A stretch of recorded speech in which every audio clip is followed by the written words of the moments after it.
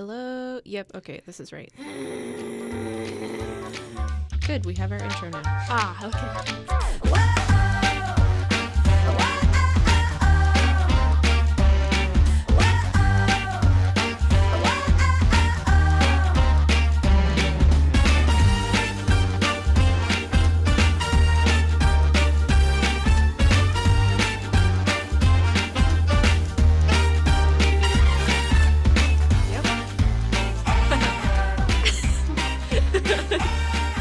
I guess we're starting this now.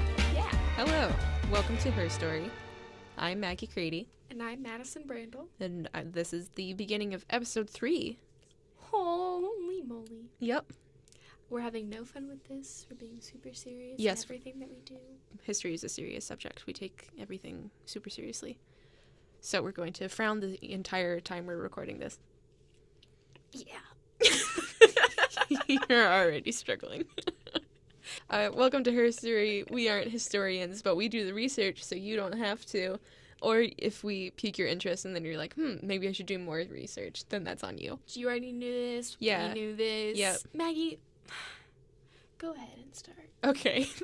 Thank you for sticking through 3 episodes with us so far, if you have. If not, then, you know. Welcome. Whatever. Yep. This week we'll be talking about Hedy Lamarr, and this is her story.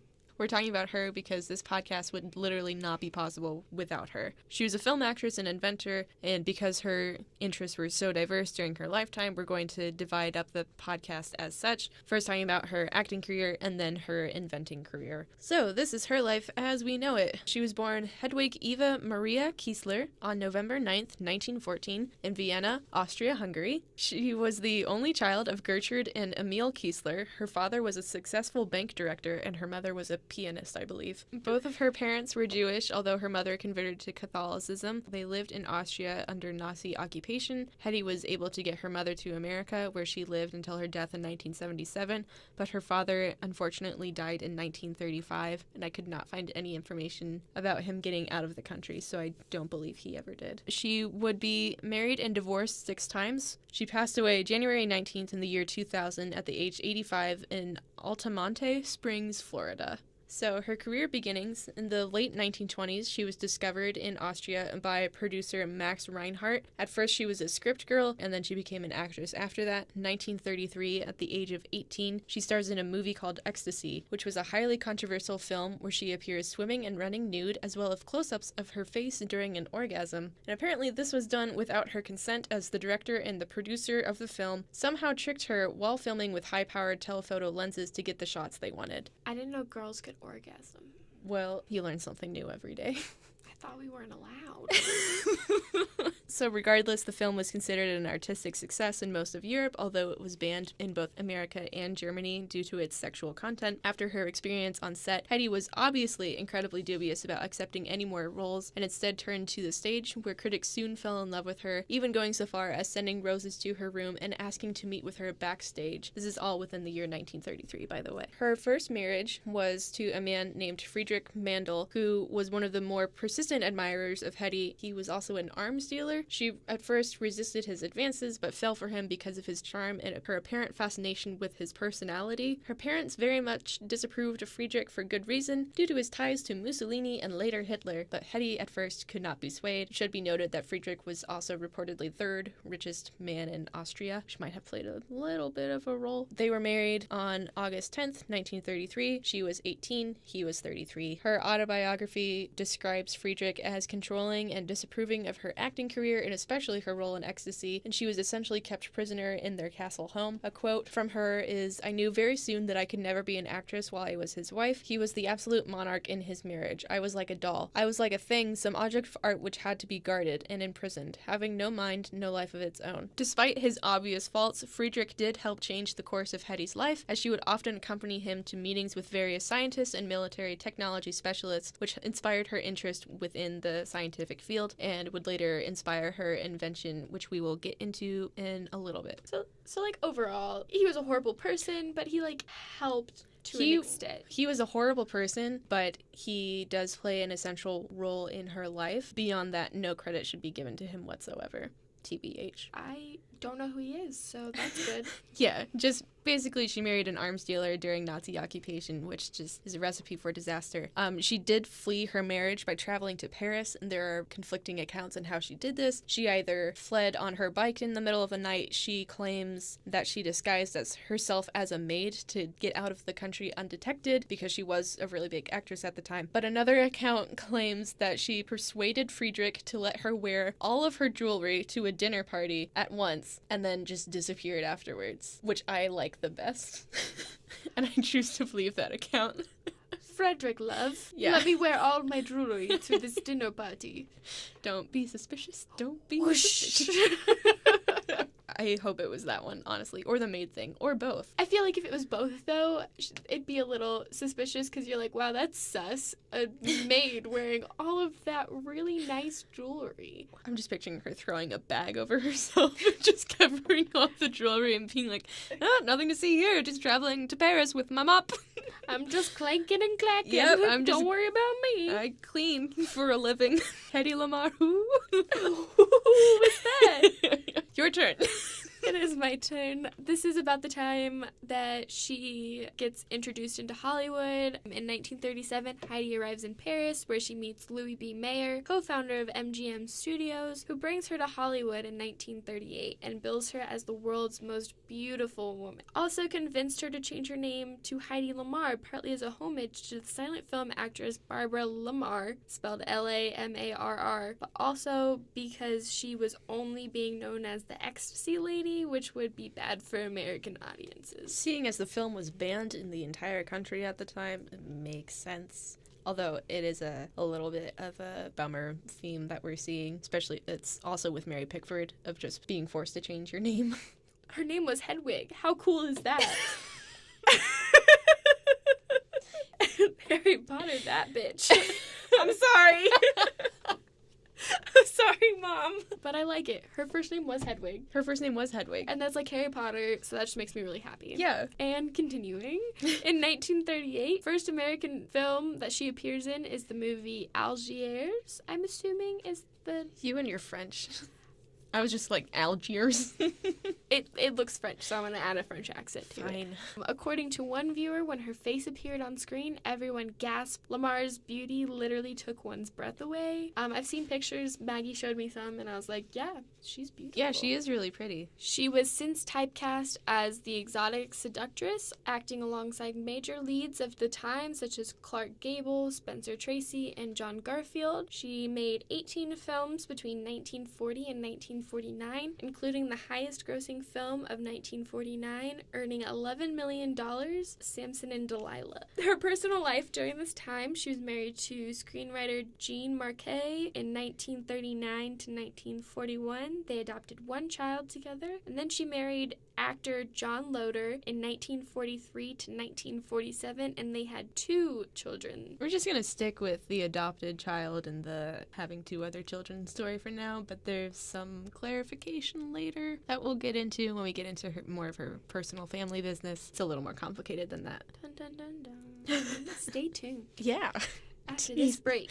Boop, boop, boop, boop, boop, boop. And we're back. No, I'm just kidding. After the success of Samson and Delilah, her career started to decline. In 1951, Lamarr appeared in the comedy My Favorite Spy with Bob Hope and only sporadically appeared in films afterward. One of her last being the 1957 film The Story of Mankind, where she played Joan of Arc. Lamarr's career was known as being the exotic seductress who was more often looked at instead of listened to, and the lack of challenging roles pushed her to pursue inventing. Which is when we get into Hedy Lamarr, inventor lady. So Lamarr was mostly self-taught. She pursued science and inventing mostly as a hobby in her free time between movies. Few knew of her inventing, but of those who did, one of her biggest supporters was aviation tycoon Howard Hughes, who gave her access to a team of engineers who he instructed to create anything she asked of them. Hughes also consulted Lamarr on how she would make his plane go faster. She was able to create a new design to make wings less square by studying the aerodynamics of of birds in the shape of fish. When presented with Lamarr's designs, Hughes apparently responded with, "You're a genius." Her most well-known invention came about during World War II, after Lamarr learned that radio-controlled torpedoes could easily be jammed. By pulling from what she learned from her first husband's work, Lamarr thought to create a frequency-hopping signal which could not be tracked or jammed, which has come to be known as spread spectrum technology. To do this, she contracted her friend, pianist and composer George Antheil, who was able to create such a device by syncing up a miniature self-playing piano mechanism with radio signals. The invention was patented August 11th, 1942, but was apparently technologically difficult to implement, and the Navy was not interested in contracting ideas from outside the military at the time. But in 1962, during the Cuban Missile Crisis, an updated version of the invention appeared on U.S. Navy ships for the first time. What makes all of this important to us today is that spread spectrum technology is what led to the creation of GPS, Bluetooth, and Wi-Fi, which is why we literally could not have a podcast if it hadn't been for Hedy Lamarr. Yeah,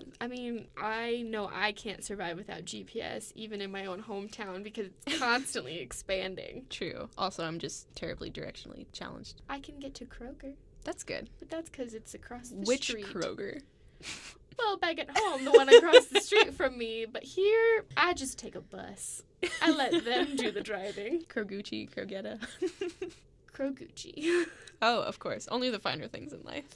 And if you don't know what we're talking about, Listen check to back into last week's episode. So the 1950s and beyond, on April 10th, 1953, Hedy Lamarr becomes a naturalized U.S. citizen at the age of 38. She married musician/club owner Teddy Stauffer from 1951 to 1952. They divorced. She married W. Howard Lee from 1953 to 1960, which would be the longest marriage of her life. 1958, she appeared in her last film, The Female Animal, which from the synopsis sounds like The Graduate. She was only 44 at the time, and she divorced again and married to her final husband, who was her previous divorce lawyer, Louis J. Biles, in 1963, until their divorce in 1965. Oh, how the tables have turned. Isn't that great? I'm gonna divorce all of you just to marry my divorce lawyer and then divorce the divorce lawyer. It's great. Yeah. I'm pretty proud. No, honestly. I just think it's really funny. 1966, her air quotes autobiography, Ecstasy and Me, was published, but apparently was largely fictional. She would later sue the ghostwriter Leo Guild for making up most details within the book, but Lamarr herself was sued in turn by reporter Gene Ringold, who said most details came from an article he had written in 1965 for Screen Facts magazine. Lamarr apparently approved of the book before she read it, and once she had, she labeled it as, quote, fictional, false, vulgar, scandalous, libelous, and obscene. From what I have found, I think she lost her suit against the ghostwriter because she did approve of the book, even though she hadn't read it first. And then I couldn't find about the one against her, which if she didn't actually write it, I don't understand why Gene Ringold wouldn't have just sued the ghostwriter instead, or the publishing company. I think it's just like a fictional book that happened to have Hedy Lamarr's name on it. It would make a whole lot more sense. If you really wanted to give some money, should have just sued the other dude. But that's my ever so humble opinion about a court case that happened forever ago. You know, that's not the last of her legal dealings. No, it is not. Maggie, what other legal problems did she have? Well, in 1966, Lamarr was arrested in Los Angeles for shoplifting, an offense she would repeat in a few years before her death in 1991, when she apparently stole $21.48 exactly worth of eye drops and laxatives. She pled no contest so as to avoid a court appearance, as she had become a sort of recluse by this time. Also, why is it a fact that I can find on the internet that she stole $21.48 worth of eye drops and laxatives? But we don't really know who she is. But there's no other time that she's talked about. I'm a little appalled. I just find it very strange that I can find that fact so easily. 1974, she sued Warner Brothers Studios for $10 million, claiming the use of the name Hedy Lamarr in Mel Brooks's Blazing Saddles was an infringement on her privacy. Brooks was apparently flattered by the lawsuit, and the studio settled out of court for an undisclosed amount, an apology for, quote, almost using her name, which is very condescending. I'm sorry, we almost used your name. Yes, but here's some money to shut up. Also, from a legal standpoint, I don't actually know how much of a case she had. I don't think it would have been sued for privacy. I think it would have been for defamation or something like that. Not asking to use her name. If they had actually used Hedy Lamarr, I mean, even then, Hedy Lamarr is a little close for comfort. I would still ask. Yeah, I don't know enough about that. That's not the area that I study. Me neither. Lamarr was also offered several roles in commercials during this time, and she was apparently trying to get back into Hollywood, but apparently none of them were interesting or challenging enough for her to want to accept them. But then in a last-ditch effort to save her career and, quote, preserve the looks she was so afraid of losing, thank you, Internet, Lamarr turned to plastic surgery, but with apparent disastrous results, as her son James put it, saying that it distorted her natural beauty. While in later life it seems she gained more acknowledgement for her STEM work, it seems that her once great fame continued to haunt her, impacting the relationships with those around her. Family dynamics. Yep. This is a disclaimer. When any focus is given to women in history, her marriages, or children are often what is mentioned of her first. We want to make sure the focus of this episode is given to who Hedy was as a person and not defined by her marriages. Yeah, I just wanted to put that disclaimer in just because if you do talk about women in history, such as Marie Curie, it's often like she helped her husband, Pierre Curie, study and helped him win the Nobel Prize or something like that. If you are all still confused about this, on Hedy Lamarr's official website, part of the biography listed on her official website is saying, as if being a beautiful, talented actress was not enough, Hedy was also extremely intelligent. Your website is designed to get people to know more about this person, and you're just completely disregarding her passion in life. And, you know, you wouldn't have a website if it hadn't been for her. Exactly. Yeah. So that's why we have this podcast. So we focus on her. We focus on what she did, not just this beautiful mother with 6 million divorces. Right. It is a big factor of her life story, and it is interesting, you know, that she was married and divorced 6 times, and that she married her divorce lawyer. I still think that's hysterical. That's funny. But it's not the main focus. It's not the main focus, and I know we do talk a lot about the personal lives of the women that we cover, but I think that makes them more real, and I still think it's an important aspect, so it's not just like a stoic figure in history. It's still a human. There should be more balance, basically. If you are going to talk about women in history, don't just focus on her personal life, focus on why she's important and who she was as an individual. That's my soapbox. I'm stepping off now. So we, like, the whole disclaimer, but there's some, like, family dynamics that we feel like we should talk about. As previously mentioned, Hedy adopted a child with her second husband, Jean Marquet, but all 3 of Lamarr's children have the same biological father, her third husband, John Loder. Marquet and Lamarr adopted James Lamarr Marquet, born 1939, and after the divorce, John Loder adopted his own son, who was then known as James Lamarr Loder. Lamarr and Loder had 2 other children together, Denise Loder, born 1945, and Anthony Loder, born 1947. Relationship with her first son, James, was incredibly strained their entire lives. Most notably, they broke off contact when James was 12 and decided to go live with other family. The 2 apparently did not speak again for 50 years, and Hedy wrote James out of her will, which makes sense. James sued for control of the $3 million estate, but instead settled for $50,000, so a big gap, a big jump down. Yeah, they have a shared connection in suing, I guess. And not winning. And not winning. As previously mentioned, Hedy became more and more of a recluse in her later years, to the point that she really only used the telephone to communicate with the outside world, including her children. She reportedly spent around 7 hours a day on the phone, which is sad. Yeah. Hedy Lamarr died at age 85 on January 19th, 2000 of heart failure. Her son Anthony spread her ashes in the Vienna woods in Austria in accordance with her last wishes. 2014, she was given an honorary grave in Vienna's Central Cemetery. There's a picture of it. It's like a standing chandelier, basically. It's really pretty. We can't show you. No, we can't. If we paint you a word picture, it is a standing chandelier. Close your eyes and picture.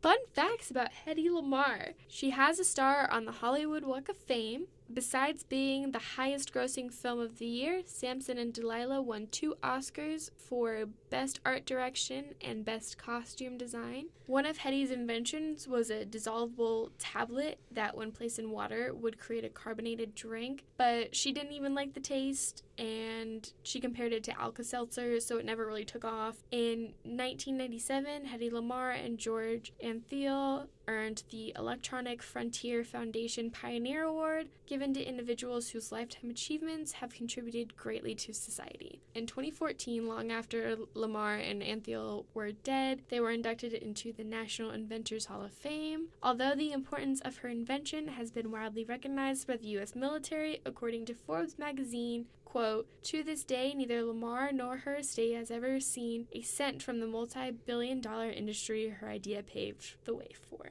Awesome. During World War II, Lamarr felt like she was not living up to her potential in Hollywood and wanted to join the National Inventors Council, but she was told she would better serve the war effort using her celebrity status to sell war bonds. Yep. Awesome. The original Catwoman is based on Hedy Lamarr, and when Anne Hathaway found this out, she studied all of Lamarr's films to copy some of her mannerisms and breathing techniques for her role in The Dark Knight Rises. I didn't know that. That's actually really interesting. Yeah, it's a fun fact. So, why does she matter, Maggie? well, in case you haven't noticed, you're probably using Wi-Fi right now. Besides the fact that she was an inventor and, you know, she made this really essential contribution to how our society operates now. Also, just look at her acting career. She's very typical of a lot of female actresses, especially during the time of that once you reach a certain age, i.e. 40s, then you are no longer able to get roles, no matter how great of an actress that you are. And we talked about that in the Mary Pickford episode too, a bit. It's like the older you get, the shorter your career is, basically. That's a dumb way of putting that, but that's just for women. Yeah. Men, I don't quote me on this. I just remember seeing it somewhere. They still get plenty of roles, like male actors, well past their 40s and 50s. Yeah, it's like that article that we read said Jennifer Lawrence only has like 10 years left in her career versus Bradley Cooper, who his career can continue as long as he can, basically. So I think she's just pretty typical of that time. I am vaguely familiar with her movies. I have not sat down to watch them on purpose. I probably will now. I don't know. She knew what she was doing, and she was a smart woman, and she felt like she was being underappreciated in an industry which really didn't have much respect for women at the time. There was another article I found about Hedy Lamarr talking about why she was so captivating to people. This Dr. Nyek, N-Y-E-C-K, this doctor said that women are positioned as one of three archetypes: the powerful, clever queen, the seductive princess, or the femme fatale, who is a combination of both. He says these archetypes date back to the Greek mythology and are still used to depict women in media and advertising today. Dr. Nyek says that the femme fatale is the category that the beautiful, brilliant inventor Lamarr fit into, and that multidimensional women are often seen as very threatening. This comes from Forbes magazine. I still think that applies. She was a typical example of how the film industry operated during her time, but I also think that she's widely identifiable still today. So we essentially discussed why most people don't know about her, but what could be done so more people do know about her. Well, she is actually getting more recognition now. There's a documentary coming out, or it might have just come out, I'm not quite sure. It's called Bombshell, the Hedy Lamarr Story by Alexandra Dean. It's getting really great reviews and talking about, it focuses on the patenting process, I believe, of her invention, less so on her acting career, but I've seen that it's been getting a lot of great reviews. There was another documentary that came out in the early 2000s about her called Calling Hedy Lamarr, and it was focusing more on the personal side, like what we were saying we were trying to avoid, and it was all about the fact that she would spend 7 hours on the phone every day. So it's more talking about her downfall, and this more recent one is talking about why she should be celebrated. I think she's been featured on the Science Channel or Discovery Network. There's been various episodes about her, so it is getting better, but we still don't learn about her. Did you know who she was before this podcast started? Nope. I rest my case. If Maddie doesn't know her, probably everybody else doesn't know her either.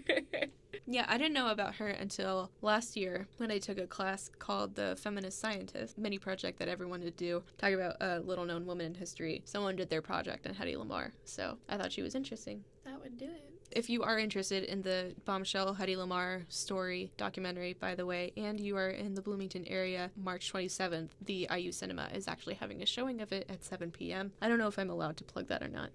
You can. I mean, we're not saying go to it. It's if you want to. If you want to, it is available if this podcast comes out by then. If not, sorry you missed it if you wanted to. We are recording this on March 6th, so hopefully this podcast is out 21 days from now. Fingers crossed. Like, I'm in the office. I stare into the camera like Jim Halpert, and I'm like, yeah, Yeah, it's gonna be put out before then. Do you have any additional questions, comments, concerns, hopes, dreams, aspirations? Yes, but not about this. Oh, okay. So. Speaking of questions, Maggie. Madison? Grace O'Malley, question mark, exclamation point, question mark. Maybe. What is the Grace O'Malley if no one has heard of this before? Well, if this is the first episode that you are listening to of ours, the Grace O'Malley factor is based on Grace O'Malley, who lived from 1503 to 1603. She was a pirate lord of the O'Malley dynasty in Ireland. Her father passed the lordship onto her even though she had a brother. She did various impressive things throughout her life, such as once as a young girl, she was told she couldn't sail with her father because her hair would catch in the ropes, so she cut it all off to shame him into letting her come with him. She petitioned Queen Elizabeth I for release of her sons and half-brother from prison and won, but my personal favorite is she married a man named Richard Burke to increase her wealth and political influence once he left on a trip, and when he came back, Grace wouldn't let him into the castle, instead yelling down, "Richard Burke, I dismiss you," and kept his castle for herself, and he could do nothing. She's a fun person. She's a hoot and a half. Do you think Hedy Lamarr meets the Grace O'Malley factor? I don't know, actually. I personally don't, but I also have, like, really specific opinions. Like, last week, yes, I thought that was Grace O'Malley factor, but this week, it's kind of the same thing. Like, yes, she's done so much, but I think, when I think Grace O'Malley, I think, pardon my French, badass. So... Outstanding in an outstanding field, basically. Yeah. For her time and what she's done, like, with the whole Wi-Fi thing, yes. If we did this percentage-wise, I'd say she's about 75% Grace O'Malley. Ooh, we should do this percentage-wise. Okay, 75%. 75%. All right. I mean, she created Wi-Fi. Yeah. I couldn't be here doing what I'm doing right now without her, but she wasn't, do you know like... how much free time I would have if Hedy Lamarr didn't exist? Nah, I still wouldn't have any free time. Oh, same, but... That's silly. I think this is the first time I'm going to say no. What would you say percent-wise? Percentage-wise, I would probably agree with... I'm going to give her 80% because I feel bad saying no otherwise. I think she obviously was a really great inventor and a really great mind. I just wish that she had the ability to do more, both in her acting and in her inventing career. I feel like we've gone through her life story really quickly, just in comparison to the other ones that we've gone through, but maybe we're just getting better at this. I don't know. I just feel like maybe the fact that we've gone through her life story so quickly is reflective of the opportunities she had. She had the capability of doing so much more. It's just that she wasn't able to during her lifetime. And that's probably why she's getting more recognition now, is that had she been alive today, she would have countless opportunities and she would have been invited to join the inventing council instead of told to go sell war bonds and all that good stuff. Stand there and look pretty. Yep. She'd be getting better roles. Can I ask a random question? Yeah.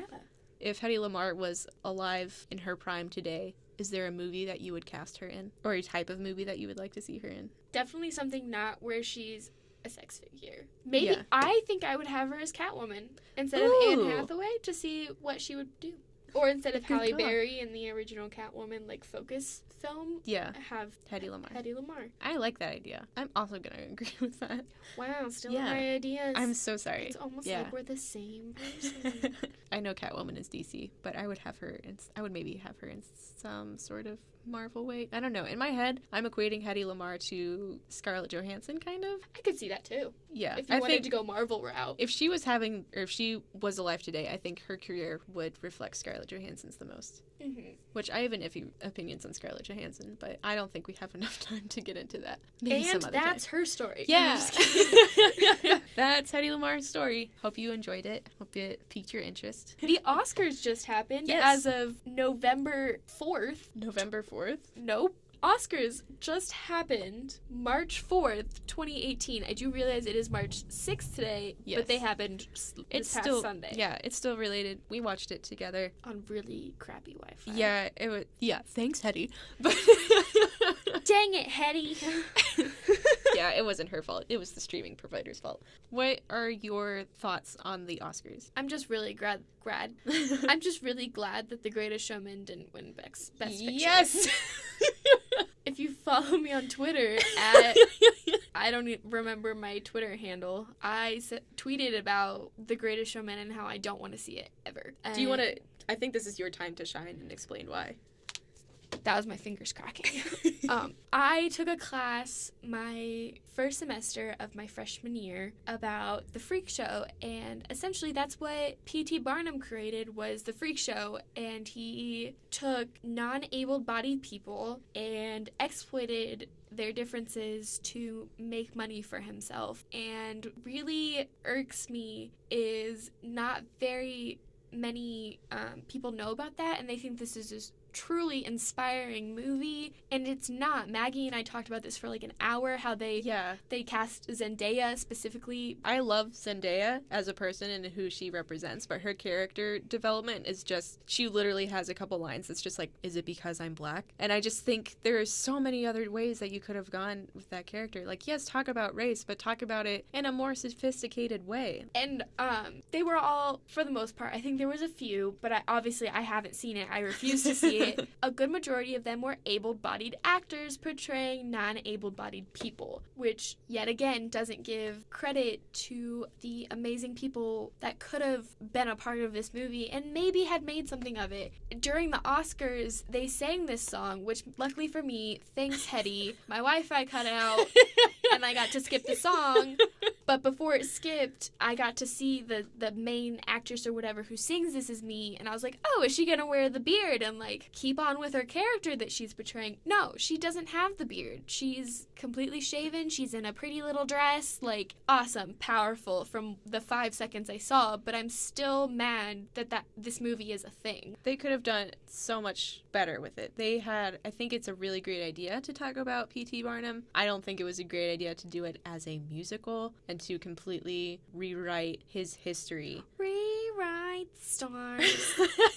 Oh yeah, that's another song from Freaking Facebook. It's everywhere. I literally cannot escape it. When it was coming out, when the ads were on my Spotify, it's like, oh, look, it's Zac Efron. And okay, I saw the movie. My sister cried. I hated it. I did not like it because it felt like they were going through a checklist of, like, love triangle. Like, she thinks that he's cheating on her, and then, like, we need the young couple to come in, and I thought all the songs sounded the same. We're having a lot of unpopular opinions for this movie. Oh, I definitely got... Yeah. Kind of, not told off, but someone was like, goodbye. We are very aware that people do not agree with us on this movie. And that's fine. I was talking to my mom about it. I was like, they haven't taken the classes that I've taken. They just see this as an inspirational movie, and that's fine. And that's probably the most difficult part, is because not a whole lot of people know about P.T. Barnum's actual story. They might know his name. It's the same issue with these women in history. If they're portrayed incorrectly or inaccurately, then that's just what people are going to think, and that's the stereotype and the image that's going to continue throughout history, and that's the only way people are going to know about them.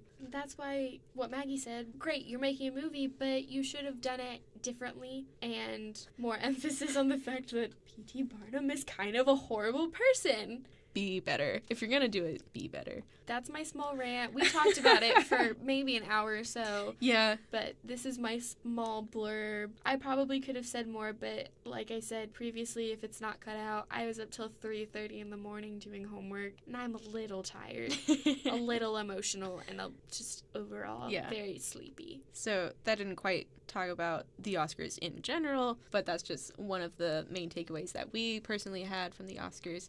I like that The Shape of Water won. I think that's not an unpopular opinion. No, I've heard good reviews about that. Yeah. I have yet to see it. Maybe I will. True. Maybe I won't. I was reading a couple articles online in various places, I can't remember any of them now, just about the Oscars, and saying that people are still, and should be, they're still unhappy with the representation ratios in Hollywood. I think there was only one category that was 50-50 gender representation. I think it was something like sound or it was one of the music ones. While there were many women and many people of color who were nominated, it was still mostly white men who won. one. Yeah, it's just, and I didn't realize that. Because I was watching the Oscars and seeing, like, that was a big focus that they had was the Me Too movement and the Time's Up and all those other movements, as they should, because otherwise it would just be awkward if they just completely ignored it. If they just completely ignored it, that would be terrible. I didn't realize that until after the fact, and I think it lulled me into a false sense of security of like, oh, maybe Hollywood is doing okay now. There's still a long way to go, and I think that's very clear. But yeah, there's definitely a long way to go. Yeah. But they're making some form of progress. They're using their platform for good. That's true. It's just the representation of people in Hollywood creating these movies and starring in these movies that needs some work. Because there are so many good actors out there that are not white. Yeah, and they're not getting the role. They're not getting the appreciation they deserve. Like, they're not getting the accolades and stuff. Yeah. Yeah. I think it was Viola Davis. She had a speech that said, I think she was talking about women and people of color more specifically. We cannot have the representation that we need if the roles do not exist, which is very true. I mean, there were a lot of strides made this year, I think, but it's still nowhere near enough. No. It's still like you get the token people that appear in your films and just, wow. But we have no real time to go into that because our recording's up. If you want to keep up with us, we have a Twitter at @MM_B-side. It's our radio show's name, Sundays at 5, WIOX, B-side, WIOX. This is their podcast Bay Area thing, genre. We're just a subsection. Follow me on Instagram if you want. Madison Olivia Brandel. Good luck finding me. At @maximum_overdrive. And this is Herstory. This is Herstory. Thank you.